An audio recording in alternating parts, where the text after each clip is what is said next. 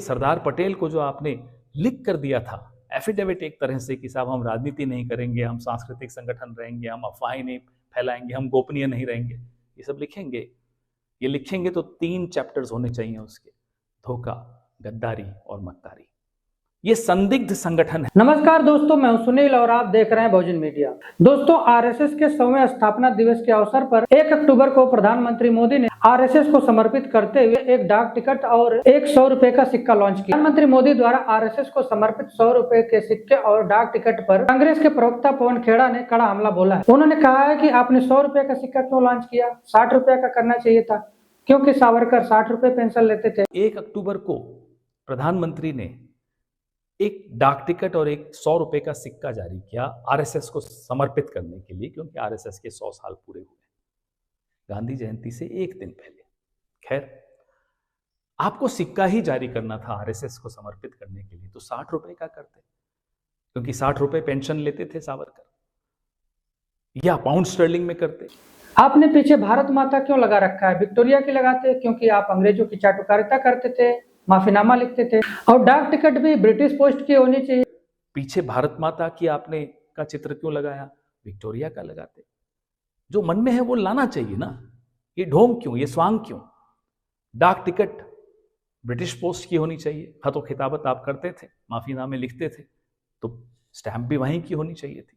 कांग्रेस प्रवक्ता पवन खेड़ा ने आगे कहा कि हमने सुना है कि आप दिल्ली के विद्यालयों में पाठ्यक्रमों में आरएसएस को ला रहे हैं। अब आरएसएस का वर्णन करते हुए आप क्या लिखें? क्या आप यह लिखेंगे कि गोलवलकर ने सबसे पहले 2 नेशन थ्योरी की बात कही और कहा कि हिंदू मुस्लिम साथ नहीं रह सकते? और क्या आप यह लिखेंगे कि श्यामा प्रसाद मुखर्जी ने क्विट इंडिया मूवमेंट को कैसे रोका जाए, इसके लिए ब्रिटिश हुकूमत को चिट्ठी लिखी? और क्या आप यह भी लिखेंगे कि श्यामा प्रसाद मुखर्जी और मुस्लिम लीग ने मिलकर सरकारें चलाई? अब हमने सुना है कि दिल्ली के विद्यालयों में पाठ्यक्रम में आरएसएस को ला रहे हैं। क्या लाएंगे आरएसएस को? आरएसएस का अगर आप वर्णन करेंगे तो क्या ये लिखेंगे कि गोलवालकर ने सबसे पहले 2 नेशन थ्योरी की बात की, हिंदू मुसलमान इकट्ठे नहीं रह सकते ये बात की?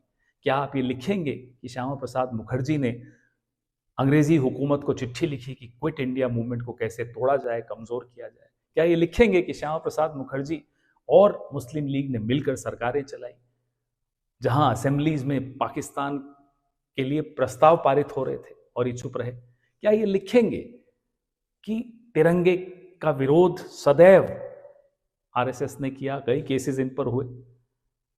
ये सब लिखना पड़ेगा ना। सरदार पटेल को जो आपने लिख कर दिया था एफिडेविट एक तरह से कि साहब हम राजनीति नहीं करेंगे, हम सांस्कृतिक संगठन रहेंगे, हम अफवाहें नहीं फैलाएंगे, हम गोपनीय नहीं रहेंगे, ये सब लिखेंगे।